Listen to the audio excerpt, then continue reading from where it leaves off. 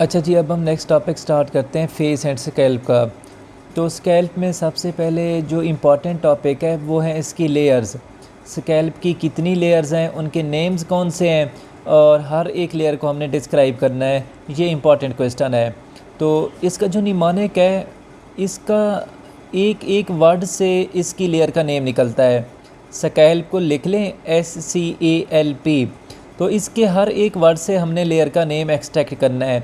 S से skin, C से connective tissue, A से एपोन्यूरोसिस, L से लूज कनेक्टिव टिश्यू, P से पेरिक्रेनियम।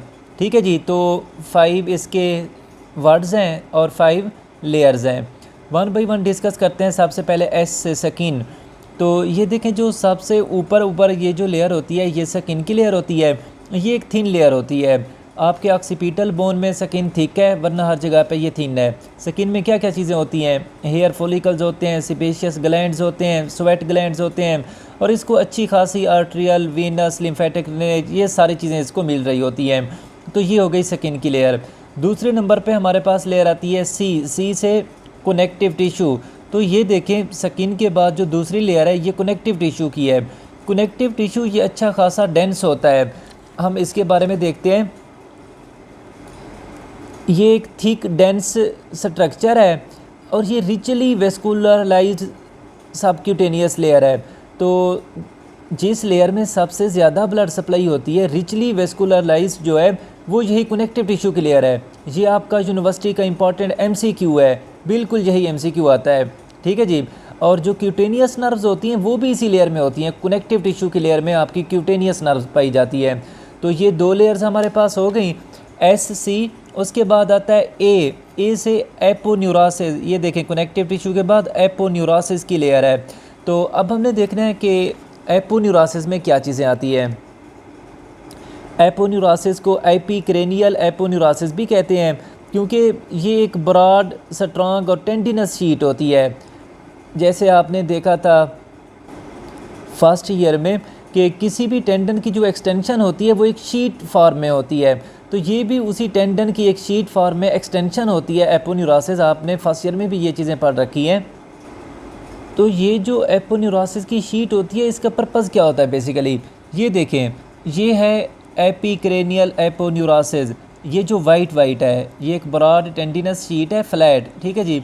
तो इसका बेसिकली पर्पज़ क्या होता है? ये आगे हमारे पास कौन सा मसल है? फ्रंटल मसल है, और पीछे जाएँ तो ऑक्सीपिटल मसल होगा।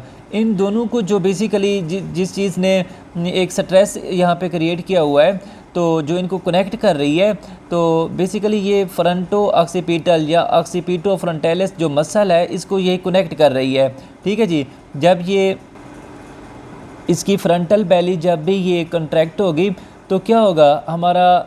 अगर इसको कंट्रैक्ट करके देखें, एक तो आपके जो ये है फोरहेड पे यहाँ पे रिंकल्स पड़ेंगे, और आपकी जो अपर आईलिड है, मतलब आईब्रोज, ये ऊपर की तरफ एलिवेट हो जाएंगी।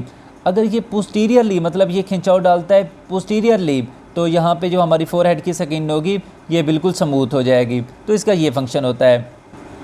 अच्छा जी, इसके बाद जो चौथी लेयर होती है SCAL, L से लूज कनेक्टिव टिश्यू।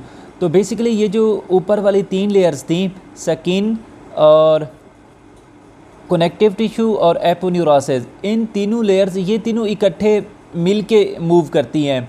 तो इन तीनों को इकट्ठे हम कहते हैं स्कैल्प प्रॉपर। ये स्कैल्प प्रॉपर की लेयर्स थी तीनों। तो ये सेपरेट हैं, चौथी और पांचवी। चौथी को कहते हैं SCAL, L से लूज एरियोलर टिश्यू। बेसिकली ये स्पॉन्ज लाइक होता है, मतलब यहाँ पे जैसे एरियोला होते हैं, स्पेसेस होती हैं। तो अगर कोई भी इंजरी होती है, अगर ब्लड लीकेज होता है या कोई भी टिश्यू फ्लूइड लीकेज होता है, तो वो मूव कर जाता है इन्हीं स्पेसेस में। तो ये स्पॉन्ज लाइक स्पेसेस होती हैं, तो ये फिल्ड हो जाती हैं उस फ्लूइड से। ठीक है जी। तो ये लूज एरियोलर टिश्यू है। कोई भी टिश्यू इंजरी होगी तो मटेरियल यहाँ पे इकट्ठा हो जाएगा। अब देखते हैं जो लास्ट पे 5th लेयर है SCALP, P से पेरिक्रेनियम।